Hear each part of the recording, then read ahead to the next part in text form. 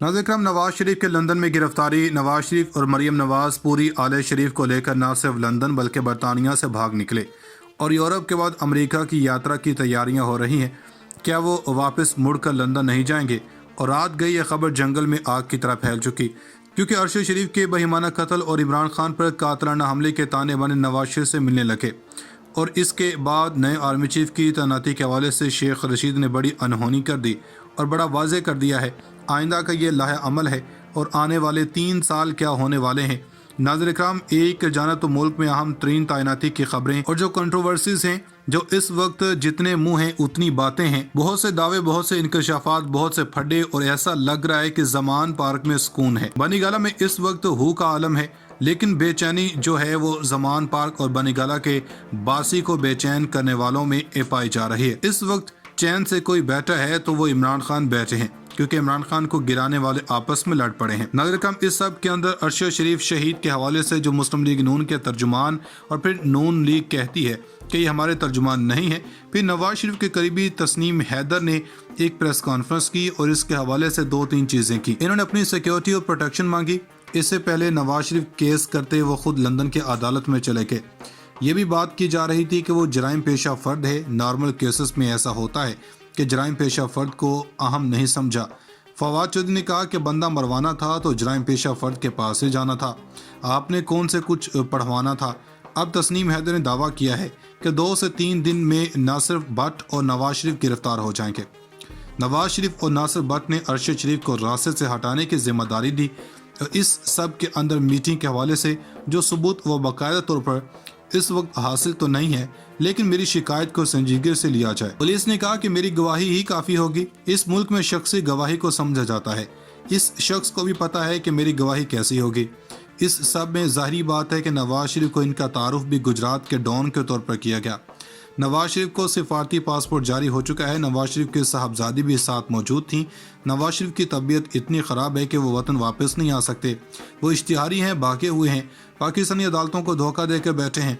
Imported वज़ीर-ए-आज़म इसकी guarantee भी दी हुई थी, लेकिन यहाँ पर खबर आई है कि वो यूरोप गए हैं। यूरोप में 3 मुल्क वहाँ पर ये बुनियादी तौर पर छुट्टियाँ गुजारेंगे। पूरी फैमिली इनके साथ है। ये लंदन से बरतानिया से पतली गली से निकल चुके हैं।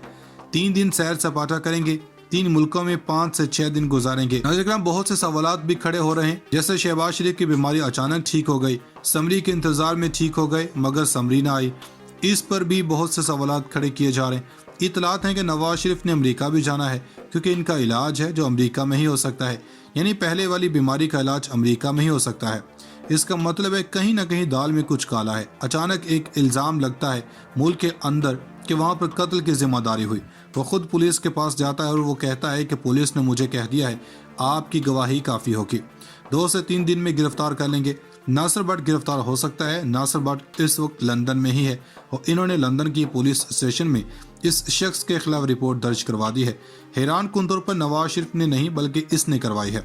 इस शख्स के खिलाफ वो लंदन पुलिस में चले गए, ये इनके खिलाफ वो इनके खिलाफ, लेकिन नवाज शरीफ पतली गली से निकले हैं। इसके बाद वो अमेरिका में इलाज करवाएंगे। इसके बाद नहीं पता कि वो अमेरिका जाएंगे या कहाँ जाएंगे। नून लीग अपने सर्कल में कह चुके हैं इन्हें ये मालूम नहीं मियाँ साहब वापस आते हैं या नहीं, ये इनको ही पता है। वहीं दूसरी जानब आर्मी चीफ की तैनाती भी एक बड़ा मसला बना हुआ है। शेख रशीद का कहना है कि नया आर्मी चीफ अब सियासी गन नहीं उठाएगा। पाकिस्तान की मजबूती में इदारों का बड़ा किरदार है। इदारों को अपना समझता हूँ, लेकिन मैं सियासत इमरान खान के साथ कर रहा हूँ। इमरान खान ने कहा कि अहम तैनाती से कोई फ़र्क नहीं पड़ता, तो मैंने कहा कि ये बयान पहले दे देते तो अच्छा होता। इस सब के अंदर शेख रशीद ने यह बात भी कही कि इमरान खान निगरान हुकूमत की ज़्यादा मुद्दत को रद्द कर दिया। 26 नवंबर को रावलपिंडी में जलसा दिन की रोशनी में ही ख़त्म कर दें, लेकिन आर्मी चीफ की तैनाती के हवाले से उम्मीद कर रहे हैं कि जो भी आए जैसा भी आए वो कम अज़ कम सियासी गन को उठाने से इनकार कर दे। नाज़रीन, इस्लामाबाद की एहतसाब अदालत ने वफाकी वज़ीर ख़ज़ाना इसहाक डार के खिलाफ आमदन से ज़ायद असासाजात का नैब रेफरेंस दायरा इख्तियार से बाहर करार देकर वापस कौमी एहतसाब ब्यूरो को भेज दिया।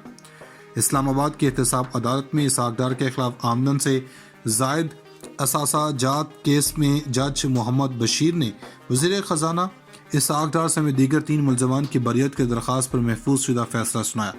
एहतसाब अदालत ने कहा कि नए एक्ट के तहत हमारा दायरा इख्तियार नहीं बनता और रेफरेंस नैब को वापस भेज दिया। रेफरेंस में वज़ीर ख़ज़ाना इसहाक डार, سابق صدر نیشنل بینک سعید احمد نعیم محمود اور منصور رضا رضوی نامزد تھے۔ عدالت نے فریقین کو دلائل مکمل ہونے پر فیصلہ محفوظ کیا تھا۔ یاد رہے کہ نیب کی جانب سے اسحاق ڈار سمیت دیگر ملزمان کے خلاف دسمبر 2017 میں ریفرنس دائر کیا گیا تھا۔ ریفرنس میں تفتیشی افسر سمیت 42 گواہان کے بیانات قلم بند کیے گئے۔ وفاقی وزیر اسحاق ڈار کے خلاف ریفرنس کے تفتیشی افسر نادر عباس تھے۔ یاد رہے کہ اسحاق ڈار اکتوبر 2017 میں علاج کے لیے اس وقت لندن چلے گئے تھے جب احتساب عدالت ان کے خلاف قومی احتساب بیورو کی جانب سے بدعنوانی کے ریفرنس کی سماعت کر رہی تھی۔ ان پر 83 کروڑ 17 لاکھ روپے کے اثاثے بنانے کا الزام تھا جو کہ نیب کی جانب سے ان کے معلوم ذرائع آمدن سے زیادہ ہے۔ انہیں 21 نومبر 2017 کو اسلام آباد کے احتساب عدالت نے مفرور قرار دیا تھا۔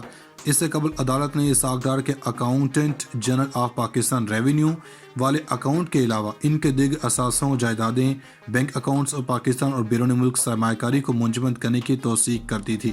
تو انہیں 11 دسمبر 2017 کو 1 کروڑ 20 ارب روپے مالیت کی حدیبیہ پیپر ملز کیس میں بھی مفرور قرار دیا گیا تھا۔